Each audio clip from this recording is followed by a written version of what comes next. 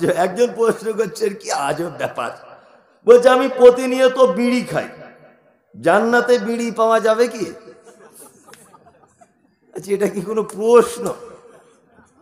জি জি জি, বিড়ি এটা হারাম, এটা কি হারাম।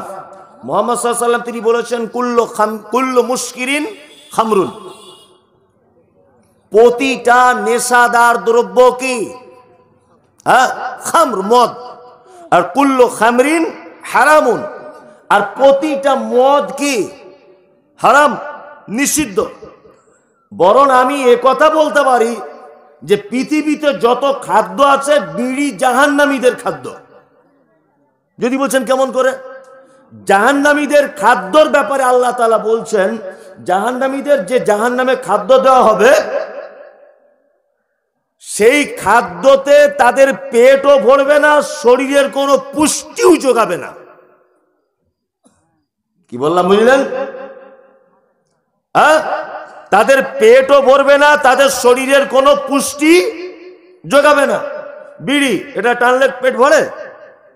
শরীরে কোনো উপকার হয়? হয়? হয় না।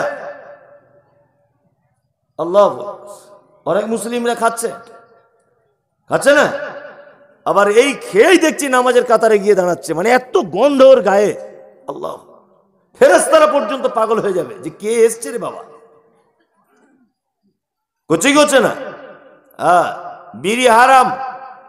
এখন যারা বলছে বিড়ি মকরু, মকরু শব্দের অর্থ হচ্ছে আপত্তিকর। মকরু শব্দের অর্থ কি? আপত্তিকর, তাই না? তা যে জিনিসে আপত্তি রয়েছে আপনি সে জিনিস করবেন কেন? এক। দ্বিতীয় কথা হচ্ছে যে বিড়ি এমন একটি খাদ্য যা মানব দেহে কোনো উপকার করে না।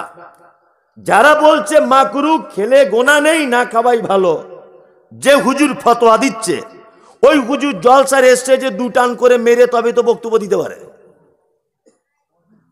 অসুবিধা কি আছে? যেটা বাপের সামনে খাওয়া যায় না, মায়ের সামনে খাওয়া যায় না, বড় স্কুলে হেডমাস্টারের সামনে খাওয়া যায় না, এটা কোনোদিন বৈধ হতে পারে?